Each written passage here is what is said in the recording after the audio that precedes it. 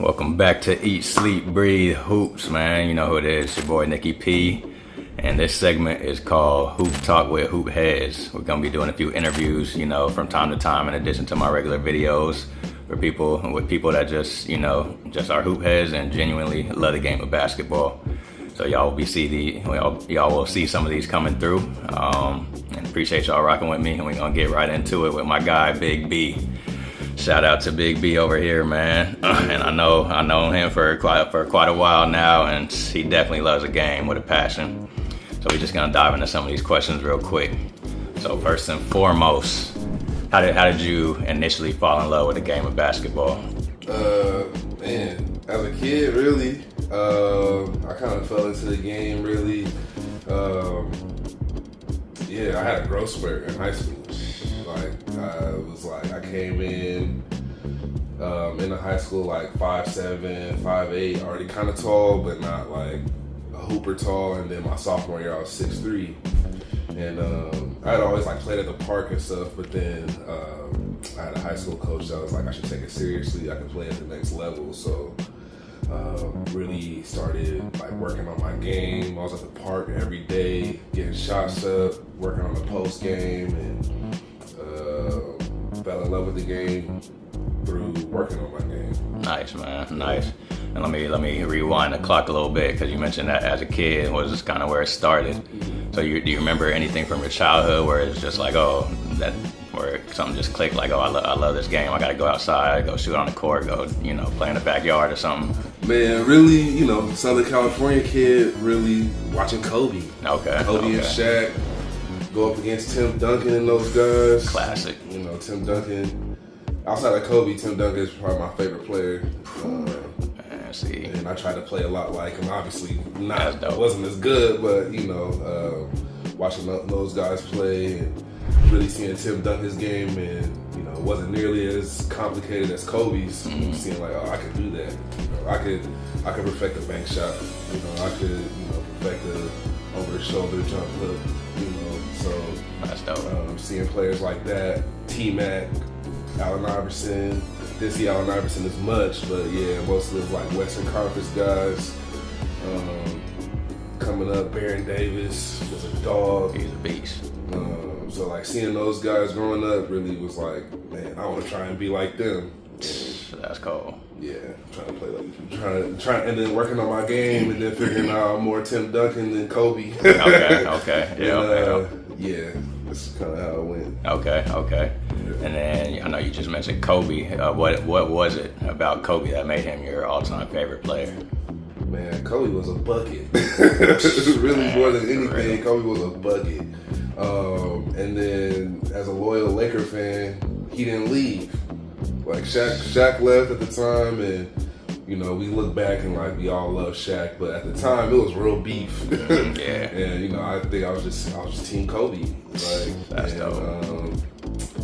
And then as I got older and started really getting into what Kobe was actually talking about the game, working on it, and how that stuff could really translate into real life.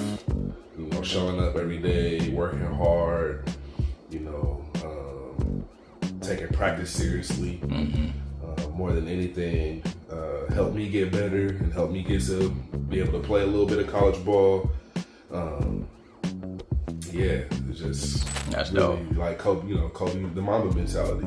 Heck yeah, and that's 100%. That could apply to a whole bunch of different facets in life outside of just sports. Yeah. So let me ask, could you touch on it a little bit? So what's your take on superstars, any type of superstar, staying loyal to a team and going, being there for the highs and the lows, and just going through, the battles and sticking with the squad unless they get traded. But I'm saying if they have the opportunity to stick there and stay there, or kind of how the game changed today, where players are trying to team up and collaborate, and superstars trying to join other superstars. What do you think about that transition in the game, and what's your take on that? Yeah, I think it's I could see both sides. As a fan, obviously you want to see the elite players stay with your team and you have a chance to compete and win. But then also these owners don't have any loyalty to you. Like, you know, if you have a bad year, or you get hurt a couple years in a row, they're gonna get rid of you. So it's like, you know, you should take advantage of the opportunities that come to you. Like, just like, and for them, it's a job. You know, I don't necessarily feel loyal to my employer. You feel me? So it's like, I can kind of see it both ways. And then I think back to like 07. Was that 07 when the Celtics teamed up? Oh yeah. And it was like, I think LeBron gets a lot of heat for going to the Heat back in the day, but it was really, you know, those guys, Ray Allen and KG, superstar players, demanding trades to stack up with a Hall of Famer to try and go get an easy chip. And it was an easy chip for them, really. So it's like, you know, kind of going back to that time and, you know, all-time greats that are still all-time greats regardless of them teaming up, like KG and Ray Allen. Like, that kind of started the whole thing, in my opinion. So it's like, you know, if these Hall of Fame players, Ray Allen, one of the greatest shooters of all time, KG, one of the greatest power forwards of all time, decide to take the easy way out, then it's like, at that point, and to be competitive, you gotta team up with another superstar. You gotta, you know, if your team is not doing what's necessary to build the pieces around you, then you gotta go do what you gotta do to get a chip. Because if you decide to be loyal and then you never get a chip, they're gonna talk about, oh, he never got a chip. Look how they talk about Charles Barkley. Another one of the greatest power forwards of all time. For sure. MVP during Jordan's era. Second best player on the Dream Team. And it's just Chuck. He's looked at as goofy when he was a dog. Yeah, he was an absolute monster. Imagine how much different he would be if he just had one chip. Look how crazy Shaq talks to Chuck on TNT. So like, he didn't get carried for that Heat chip, really. So it's like, imagine if Chuck got a chip and you can't say anything to him. He's he's already one of the greats, but if he has a chip, then it'd just be even more solidified. It's even more solidified. So, you know, and then actually, if you think about it, even with Chuck's career, he teamed up too to try and beat Jordan. With Elijah Wan. With Elijah Wan and Pippen. And Drexler over there. And Clyde Drexler. They had a squad. You know, they just couldn't get it done because they was a little older, but they still did it. Let me ask you this. I'm gonna go ahead and finish. No, I'm just like, so it's really like, I don't really think it's really loyalty when it comes to employers and employees, because that's really what it is at the end of the day. It's just, you know, that added passion because there's fans of the teams. But yeah, man. So yeah, you touched on it a little bit a second ago. Like, you know, Chuck and them teamed up, but they were a little, you know, older, past their prime, but but they were still, you know, bona fide Hall of Famers already at that point. And what do you think? Let me ask you this: do you think, because you touched on the Celtics too and how they teamed up, KG, Paul Pierce, Ray Allen, would you consider those players still in their prime or slightly past their prime by the time they teamed up? With the Celtics? Yeah. I think that was like they struck like at the perfect time. Okay. I think that was like that, and then they, like, a couple years later they played against the Lakers. So they still had a couple of prime years left. Yeah. And I think KG being in hell in Minnesota was like, they're not doing anything for me. I got to get up out of here. Yeah. It's like, that was a smart decision, because if he would have just stayed in Minnesota, it'd be like he was a great player, but you know what I'm saying? So the Lakers over there and in the Western Conference and stuff. Not getting past. He wasn't getting past the Lakers. He wasn't getting past the Spurs. Yeah. He wasn't getting past even the Suns really at that time. So it's like, what are you expecting to do? Just to keep losing, to have approval of a bunch of people that when he retires, I'm like, oh, you never won a chip. Yeah. That's true. Let me transition over here, because you touched on it a little earlier and talked about, you know, developing your game in high school, and, you know, it's led to allowing you to play in college. How'd you enjoy your college experience? My college experience didn't go exactly as I thought it would. You know, I think a lot of it was I thought I was better than I was. I was a little underdeveloped. You know, I was an undersized power forward coming in as a freshman, playing against grown men. And because I was a man in high school, I thought, like, it's going to translate. Then I got a rude awakening. I'm playing against 7-footers, some giants bounce backs, real like big dudes, and I couldn't really do nothing with them. And part of that was like that was before you got your growth spurt, right? No, in college I hit another growth spurt. I went from like 6'5" to 6'8". Okay.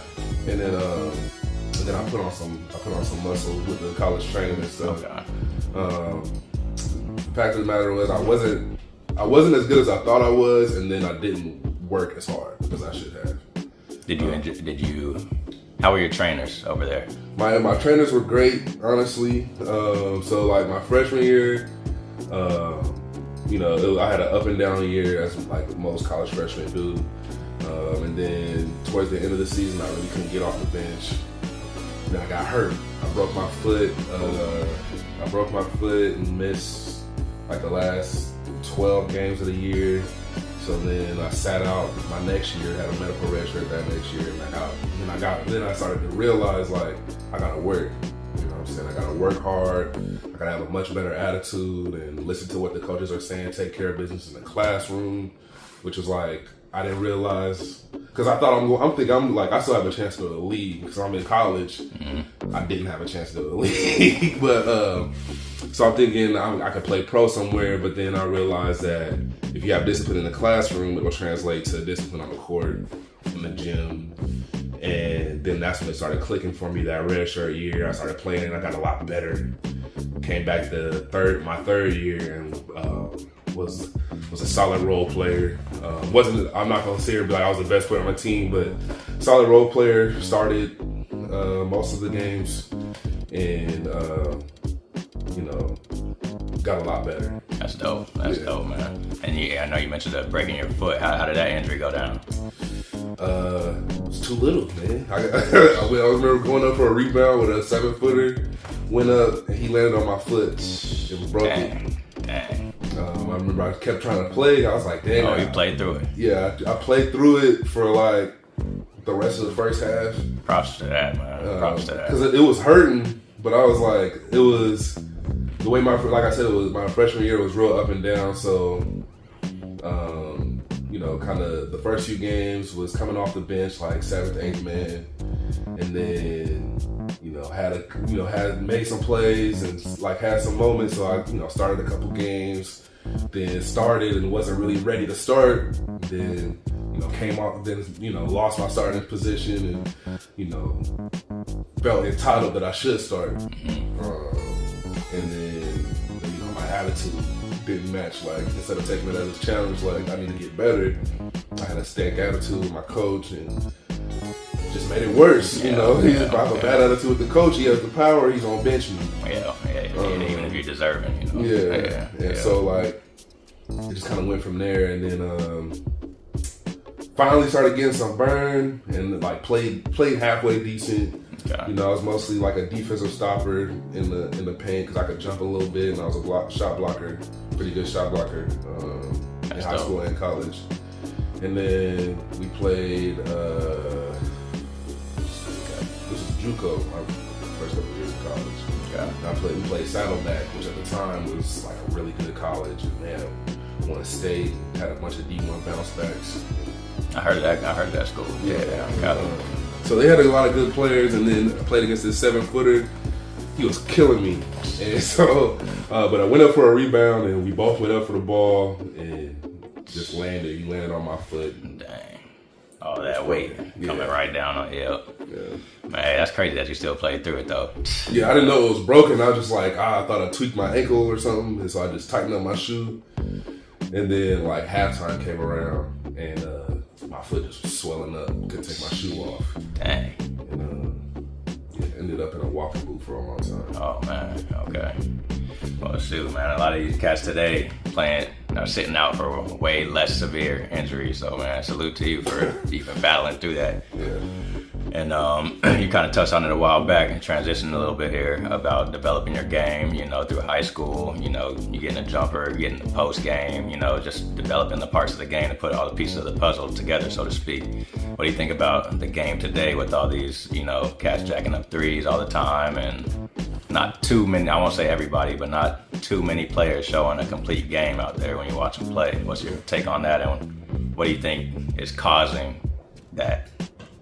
I think what's causing it is like Steph and Clay.